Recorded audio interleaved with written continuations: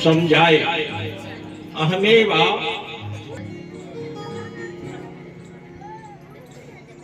नान्यत् यत् सत् सत् परम। त्रिकालावाद जो मेरे सिवा कुछ और न था, न है, न रहेगा।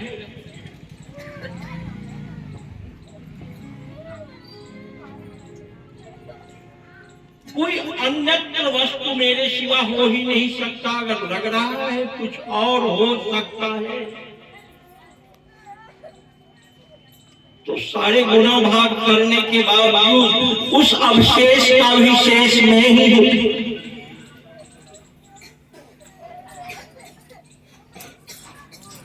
यहाँ पर यही बात एक विचारक कह रहे हैं, जो भक्ति, भगवान और गुरु, ये चारों वस्तु पृथक पृथक नहीं हो सकता। और पृथक अगर होगा तो फिर कुछ होगा ही नहीं।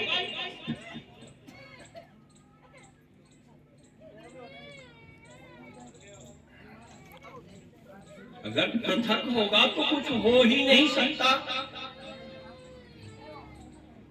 श्रीमद् भागवत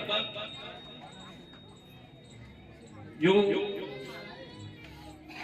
व्यास जी ने जो परम पावन रचना करके अपने आप को पूर्ण संतुष्ट हुए हैं, उनमें इस रहस्य में बात को, ये परम पावन रहस्य में ग्रंथ जो है, जिसकी रचना के बाद उन्हें भी परम शांति मिला। ये अवस्था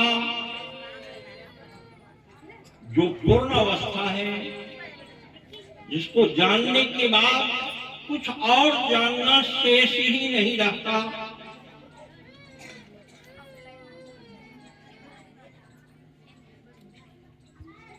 उसी के लिए इशारा किया गया है तत्वमसि। आप वही हो। सभी महापुरुषों को उतना ही मिला है। इसमें जितने भी जातवाद है, जो स्त्रीवाद, पुरुषवाद, ये बात वो बात, ये सारे ही समाप्त हो करके जो सर्वत्र सम एक रस की अवस्था को प्राप्त करना, यही परम सत्य है। यही बात कह रहे हैं, अहमेवा समेवाग्रे नान्यत् यत् सत् सत् परम पश्चादहं यदत्ते च यो वशिष्ये सो अस्मि। वो भी मैं ही हूँ, अब शेष कुछ और हो ही नहीं सकता। जितना जैसे एक प्रणव में से ही सारे शब्दों की उत्पत्ति हुई है, चारों वेदों की उत्पत्ति हुई है, और सब समाविष्ट होकर के उस प्रणव में ही श्याम गगन घन घटा छइये जित देखो चित श्याम मई। सब श्यामकार है, सब प्रभु के स्वरूप में मदमस्त होकर के डूबते हुए कथा का श्रवण करो। हर शब्द कल्याण में है। जब कथा का नाम लग जाएगा, श्रीमद् भागवत का नाम लग जाएगा, तो हर शब्द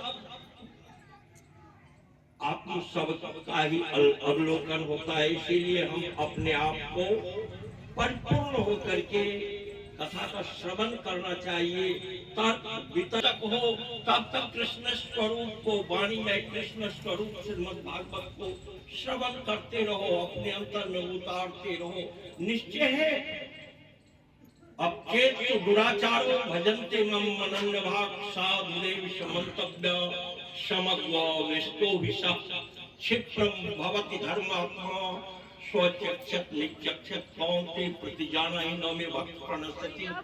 गीता अध्याय 9 के 30वें और 31वें श्लोक को अगर ध्यान से देखोगे तो हम जब शरणागत हो गए, जब परमात्मा में अपने आप को छोड़ दिए, तो ये बूंद समुद्र ही हो जाएगा। समुद्र में छोड़ते ही अपने आप को, उसमें तर्क वितर्क तर्कों को समाप्त करके श्रवण करते रहो, कथाओं को मदमस्त हो जाओ।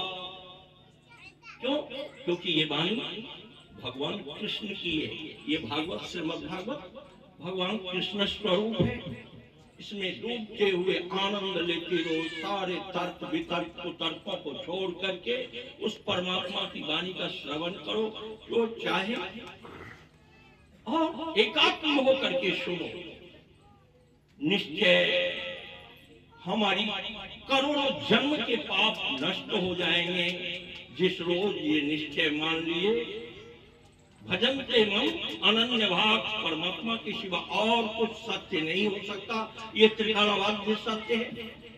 और शरणागत हो जाए हम सभी, श्रीमद् भागवत के शरणागत हों, हम सभी परमात्मा के शरणागत हों, श्रवण करें। ये समय जो कुछ भी, एक घड़ी आधी में पुण्याद तुलसी संगत जो कुछ भी मिल रहा है, हम सभी साधक ही हैं, हम सभी परमात्मा स्वरूप ही हैं। जितना देर यहाँ बैठते हैं, हमारी ये श्रद्धा ही तो है जो मुझे लेकर के आया। अब हम तर्क वितर्क कुतर्क में क्यों पड़े?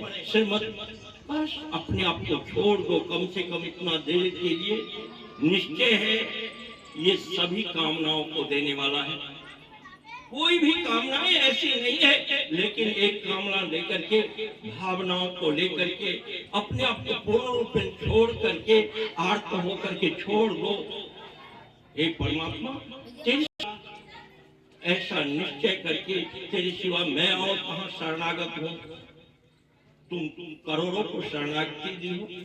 ऐसा भाव से श्रीमद् भागवत के शरण में आया हुआ किसी भी भगवत पूर्ण आत्मा, हम इससे हमारी सारी समस्याओं का समाधान होता है, भुक्ति मुक्ति सब संभव है। ये त्रिकालवाद्य सत्य है। मैं अपनी वाणी को विराम देता हूँ, आगे कथा श्रवण कीजिए।